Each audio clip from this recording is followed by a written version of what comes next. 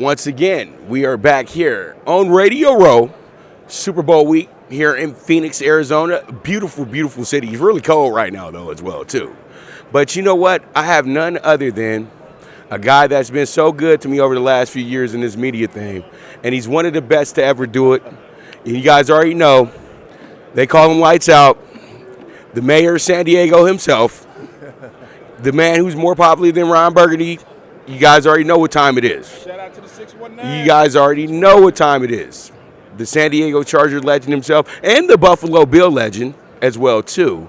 And the Maryland Terrapin legend as well, too. My man, I know I done did a lot of introductions. Y'all know who this is. This is Shawne Merriman. How you doing, brother? I'm good, man. I don't know if I can top that introduction ever, though. That was a hell of a lead up, man. That was dope. Look, Shawne, you should be able to tell a brother trying to go ahead and get some work with you right now. So when we get another Lights Out event going on, somebody call DIBIASE's agent and let's get this thing going. You know, come on, man. You know, you need me and I need you. So let's work it out. Now let's get down to the Chargers, okay? And it looks like that there was a lot of controversy around your coach, but I thought that your coach actually was able to make those proper steps to start being even better coach. What are your thoughts on that? Yeah, it's one of those things where, people start talking about the coach or what he could have done better or could have not, whatever. And like the fourth and whatever, like all the fourth and whatever calls on fourth down, people always say certain things. But one thing you got to understand is that the Chargers had the most injuries this year than anybody in the National Football League. These guys still went to the playoffs. And so the probability of them being the most injured team and them still getting in the playoffs in the first place was almost next to impossible. And these guys, their starters wasn't going down with like 2 or 3 weeks. They were going down for six games at a time. Some of them put on IR. J.C. Jackson, on IR. Right. So you're losing not just guys running around on the field. You're losing your bigger name guys. And find a way to get in the playoffs. I think the Chargers did a great job this offseason in bringing in the right people. I really did think that offensive coordinator was holding Justin Herbert and that offense back. And we've all seen what Justin Herbert can do. He has an explosive arm. He has one of the best arms in the National Football League. This dude is 6'7", can run and move like a smaller guy. He's a great leader, and he can get things done. But when you're held back because the offense don't allow you to go out and perform the way that you need to, you got a Keenan Allen out there, you got a Mike Williams, and you telling me you can't average 28 to 30 points a game because you should. And I thought they made a great adjustment by going out and getting the right offensive coordinator. I have to totally agree. And you just said offensive coordinator. I'm looking at my man Walt. He's a Dallas guy, and he's ready to cut my mic off and jump on in. So Walt, come get some of that. Walt, you got it. 1-4. Yeah. Yeah. You talk about the coordinator. Of course, he used to be my coordinator, but now you guys have now. I'm gonna be honest with you. I think the Cowboys gonna regret letting Kellen Moore go up to L.A.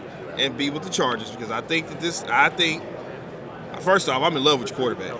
I love me some Herb. That's why I call him Herb. Yeah, Herb. Pause. Love me some Herb, man. This kid, his rookie year, he lit it up. He's got an arm on him. I think that the NFL is going to be in good hands when with the next class of him, Burrow, and guys like that coming up. What do you like most about Justin Herbert's game? Poised and calm. Yeah, that's what it is. He does. You're never in a situation where you feel when all things are going bad that they're out of it, right? He has this calm demeanor, and sometimes those are the scariest people to deal with, right? They're not too emotional. They're not loud. They're just like, okay, we're gonna go out and get it done, and that's his attitude every single time, and also his capabilities. I remember walking into the locker room and seeing Justin Herbert for the first time, and I'm like, this dude looked like a defensive end. Yeah. He's big. He looks small on TV, but he's pretty big. He's a big dude. And so for him to go out there and be that mobile, have the agility and to be able to throw and a run and throw those big passes. And I really do believe I'm happy you guys. You guys are going to regret it. I'm telling you that right now. I got a feeling we are. You guys are going to regret it because they got rid of the wrong person. No. I'm going to keep it there. No. I ain't going to say who, but we're talking about two quarterbacks that are on different levels. Let's be honest here. Was that last season? You guys, Herbert almost beat the Cowboys. If it wasn't for a bad penalty call, yeah. These guys hung in there with us, and a bad penalty call away from winning that game. Well, this is the thing, man. He's walking into a situation. Kellen Moore is walking into a situation where he's driving a Ferrari right away. Right. right? And nothing against Dak, but the intangibles are just completely different.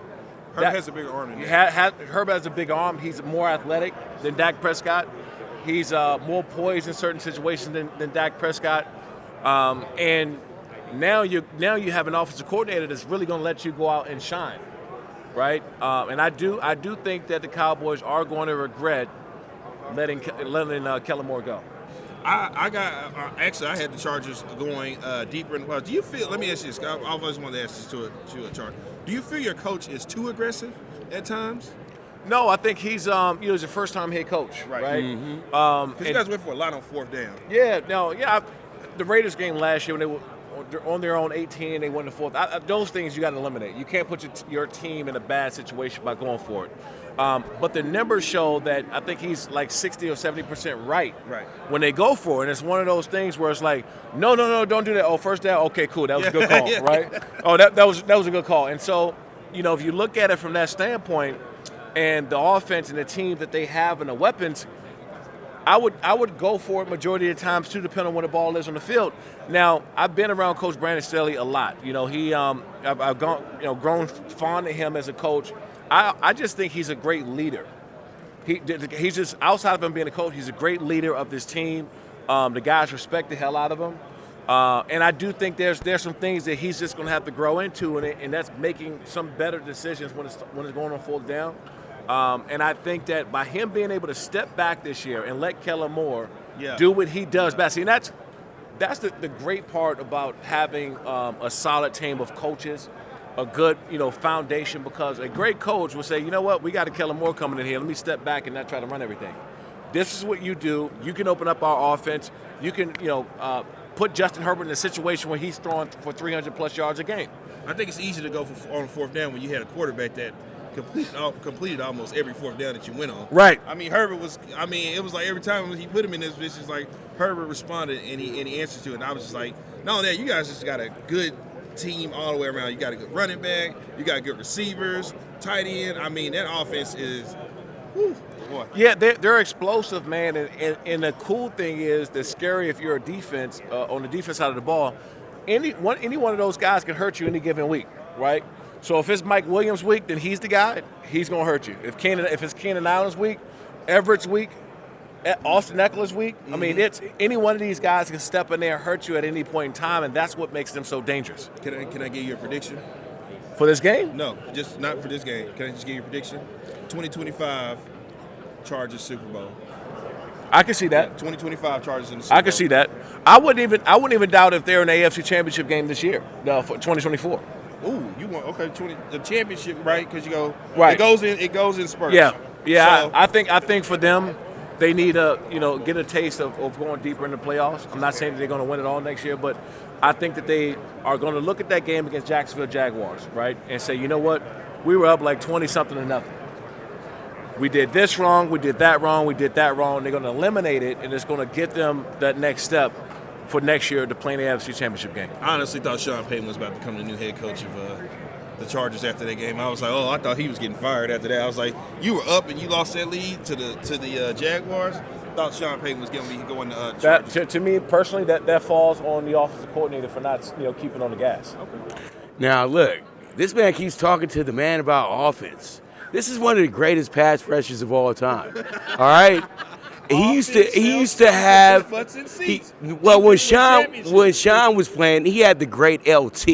So he really was the star of the show, because when he started the lights out dance, the whole San Diego went crazy. But this is why I'm talking about defense. How do you feel about two future Hall of Famers? Yeah, I'm gonna be that bold. And Joey Bosa and Khalil Mack coming together. Do we do this again next season? Do we have to do it again this next season? And do we need to add more to that defense? Because the defense is actually good as well, too. Yeah. It doesn't get enough credit. But what are your thoughts moving forward? And do you think they need to use their first pick on a defensive player? No, I think for the Chargers defense, it's health, right? Because if you look at their starters and who they have there, if they're healthy, they can run the table. And we've seen something that's all of my years now, we had the injury bug a few times when I played, right? I was hurt, and this guy was hurt, and this guy missed time. But I don't think we've seen in recent history this amount of players get hurt on one team. And they already wasn't playing the run that great early on, and then the two starters, the guys who were end up playing the run well, they get hurt. And so when you look at it from that standpoint, and Derwin's over there too, so don't be too loud and talk about the defense over there. Derwin's right over there. And somebody like Derwin, and I played with some great players, but I ain't never seen anything like that. Right. Derwin is just a different specimen. You've never seen a guy who can play 5 positions on the defense. Right. This dude is everywhere. He is a monster, and he's going to be around for a long time. So if you look at him and Khalil Mack and people aren't talking. Kenneth Murray bounced back this year and was playing well. Kenneth Murray didn't get enough credit this year because he was hurt early on, but this dude was flying around all year long, right? So they got some guys to go out there and make plays, but it's really going to come down to health. All right, so let's talk about the game Sunday. What are the keys to victory for the Eagles, and what are the keys to victory for the Chiefs, and who are the X factors in this game? Before you go, you answered the question for me earlier. You said it was Raider, but I'm guessing a Charger could never go for a Chief in the Super Bowl. So I'm guessing he's not going to take the Chiefs to win the Super Bowl. Well, okay, so you're right. You're right. No, but so I picked against Patrick Mahomes last week because his health, right? I mean, I didn't think I've had that high ankle sprain. I know what it feels like, and I remember walking around in a walking boot for a week and a half, and I couldn't even run until the second week. What he had is a 2 to 4 week deal. How in the hell he went out there and performed the way he did, nobody knows. I've never seen it, especially at that level. The only difference is he didn't play the best team in football. That's really what it's going to come down to. This Philadelphia Eagles team, there is no flaw. Whoa. There is no. There is not one. There is not one position, right? There's not, and I'm talking about from offense, defense, special teams. There's no weak point of this team, and so if I'm the offense, for Kansas City Chiefs, okay, where do we go and take advantage of this defense? Guess what? You got defensive linemen that's coming off of the bench that are future Hall of Famers. Right. We've never seen that, a rotating door of defensive linemen. And you got 2 or 3 guys there that are potentially Hall of Famers in the future. And so, with that being said, and they're keeping guys fresh the whole time, that means they're just going to be nonstop after Patrick Mahomes the entire game. And so the only way to try to defeat that is to get Travis Kelce one-on-one in the middle of that field. But guess when they start double teaming them on those option routes, then where you go? Right. The wide receivers of the Kansas City Chiefs aren't good enough to beat the defensive backs of the Philadelphia Eagles. No one's beating Darius Slay. Nobody. So who does the Kansas City Chiefs have on that wide receiver that's going to do something with Darius? Hey, you great analyst. So that's what. The only reason why I'm even giving Kansas City why I'm sitting here and I can even have a debate and say they're not going to get blown out is because of Patrick Mahomes. If Patrick Mahomes wasn't there, this game is not even close. This wouldn't even be a Super Bowl. It would be a track meet. And so when you look at this game and how it goes, Kansas City have to pull off a miracle early because if the Philadelphia Eagles get up early, that game is going to be over. I have to agree with that. As a Cowboy fan, I could never root for Eagles, so we're stuck in a rock and a hard place. Yeah. Let's talk about the Lights Out Fight League, and let's talk about the Lights Out investments that you got going on as well too, because you got a great business as well that has nothing to do with sports, but it's a great business when it comes down to the financials for people, insurance for people, and giving people an idea of a great future for themselves as well too. Talk to us about that a little bit. Yeah, I have my Lights Out insurance agency. I got into it. I have a little over 220 agents in the country, and we're just trying to put agents in a better place. Also give. We don't, especially where I come from, we never talked about life insurance. Right. It's one of those things where nobody wanted to talk about it because it was one of those no-nos. And we've seen now all the GoFundMe pages. We've seen that, we're passing away, and leaving our kids with debt, funeral debt, mortgage debt. And so I got into that industry because, you got an opportunity to change your history of your family and not put people in a bad position. The last thing you want to do is leave a loved one or somebody you love with debt. very selfish thing to do. So, Lights Out Insurance Agency. I'm hiring right now. Go to lightsoutagency.com for anybody out there that's looking for a job, a stay-at-home job. I'm always looking to work with more agents. So check us out there. But yeah, man, it's been really cool for me. Let me ask you a question real quick because Tony Dorsett, he was here earlier, and it was a while back. He had a conversation with him. He was saying one time that from the concussions and everything that if it wasn't for GPS, he wouldn't know where he was going half the time. Right? He was like his 8-year-old daughter hates going places with him. Do you have any injuries that are like nagging, like after playing football, that you still kind of? Not really, man. I was fortunate. I walked away from the game. I had some shoulder stuff. I had shoulder surgery. But I'm like, as long as I played and how I played the game, man, I'm blessed because if a shoulder's all I have, walking away from the game and I see, some of these other guys struggling and have some real problems, I'm fortunate, man. So I got no complaints there. And why is the WWE afraid to hire you? Because they want to own everything and they ain't going to own They're going to own you. They're going to own Shawne? No, it wasn't that. It was, first of all, I hosted a WrestleMania. Okay, right. That to me was probably one of the, as crazy as it sounds and all the things I've done on the field, it was one of my best life experiences. Because I, like many other people, grew up a WWE fan. And you get a chance to see the inner workings of the business. Obviously, being on the broadcasting side, it's a little bit different, right?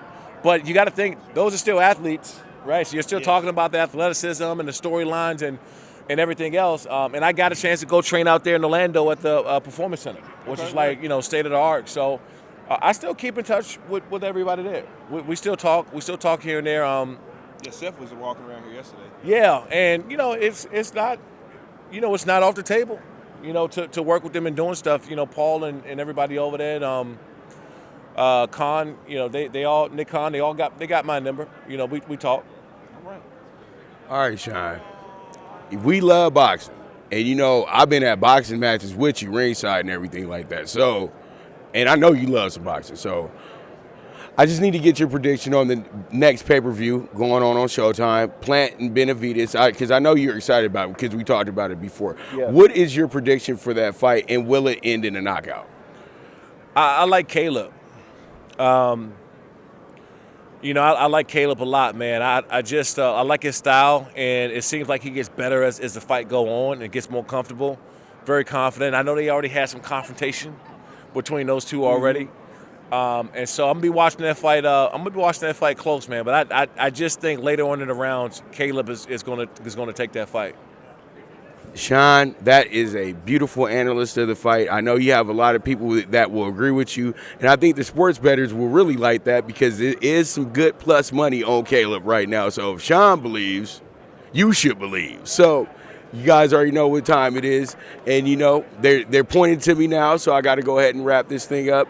But you guys already know, if you guys are in the streets and we catch you on video and you do it right, Shawne might sign you up. Seriously, the best quote on Twitter, on Instagram, all that good stuff. But all in all, much love to my man Shawne Merriman. He's always good to me. I'm just rooting for him all the time. So you guys already know what time it is. It's the one and only Pop DiBiase, the Primetime Kappa. And we are signing out for Fanatics View.